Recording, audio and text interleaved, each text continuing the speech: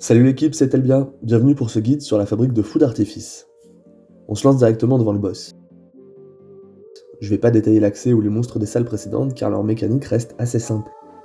Ici, je vais me concentrer uniquement sur la salle du boss qui est la partie la plus intéressante.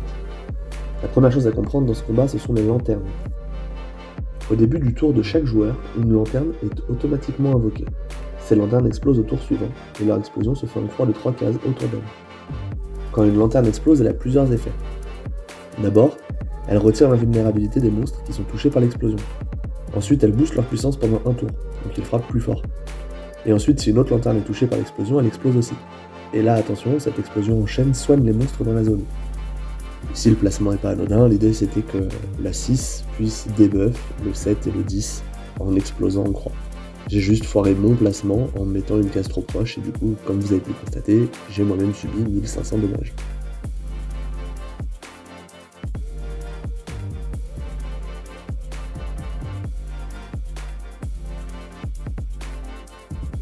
Quelques conseils pour aborder le combat sereinement. Concentrez-vous sur le placement initial. Dès le début, évitez de trop vous coller au bord de la salle. Le mieux est de rester plutôt vers le centre, ça permet de contrôler plus facilement où vont exploser les lanternes et ne pas subir de placement trop gênant. Essayez d'isoler le boss dans une zone où il pourra être régulièrement touché par les explosions. Il a plusieurs caractéristiques importantes. D'abord, il est très mobile. Il peut se rendre invisible pendant un tour et se téléporter sur un joueur. Ensuite, ses attaques sont variées. Il peut taper feu en vol de vie, ce qui lui soigne en même temps, ou infliger des dégâts neutres en zone. Enfin, il applique des malus non esquivables. Moins 3 PO, moins 1 PA, moins 1 PM. Ces malus peuvent vite devenir pénibles, surtout sur des personnages qui ont besoin de leur portée ou de leur mobilité. Et bien sûr, comme je l'ai dit, il est invulnérable tant qu'il n'a pas été touché par l'explosion d'une lanterne. Tout le combat repose donc sur votre capacité à bien placer les lanternes pour debuff le boss et profiter de ses fenêtres de vulnérabilité. Donc la gestion des lanternes, c'est le cœur du combat. Il faut les déclencher au bon moment, au bon endroit, sinon ça peut vite se retourner contre vous. Je vous conseille de vous assurer que chaque explosion serve à retirer l'invulnérabilité d'un monstre ou du boss. Évitez de déclencher des réactions en chaîne si ça soigne les monstres. Et attention, une explosion qui booste trop de mobs d'un coup peut aussi être très dangereuse pour vous.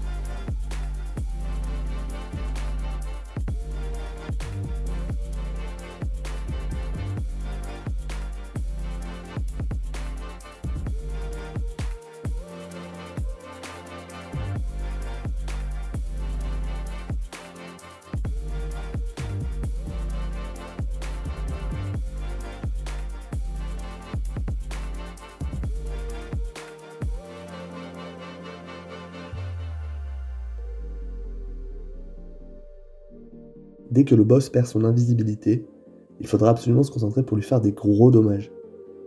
La fenêtre est très courte, il est invulnérable que pendant 2 tours, et avec son invisibilité, ça devient compliqué.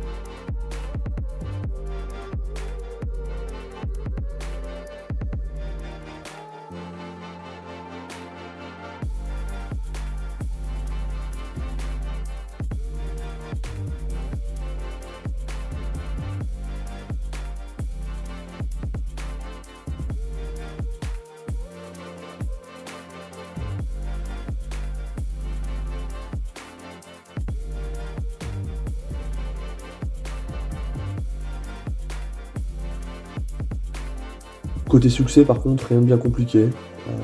Ici il faut faire le succès anachorète, donc ne jamais finir au corps à corps d'un allié. Donc bon voilà, juste à vérifier son placement, éviter de finir au corps à corps d'une de ses lanternes, ou d'une de ses invocations, ou un de ses alliés.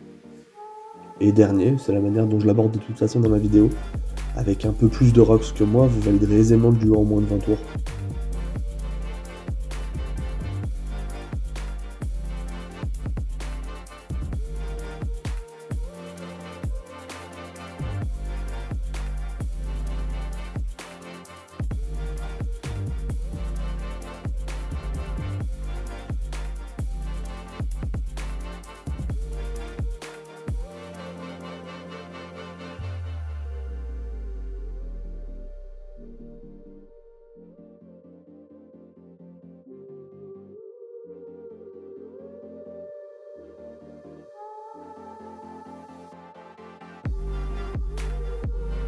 C'est tout ce qu'il faut savoir pour réussir à battre le Fou no Orochi. Retenez bien que la clé du combat, c'est la gestion des lanternes, bien les placer, bien anticiper leurs explosions, et profiter au maximum des fenêtres de vulnérabilité. Merci d'avoir suivi ces explications, j'espère qu'elles vous aideront à passer le boss sans difficulté. Bon jeu à tous, et à bientôt pour une nouvelle vidéo.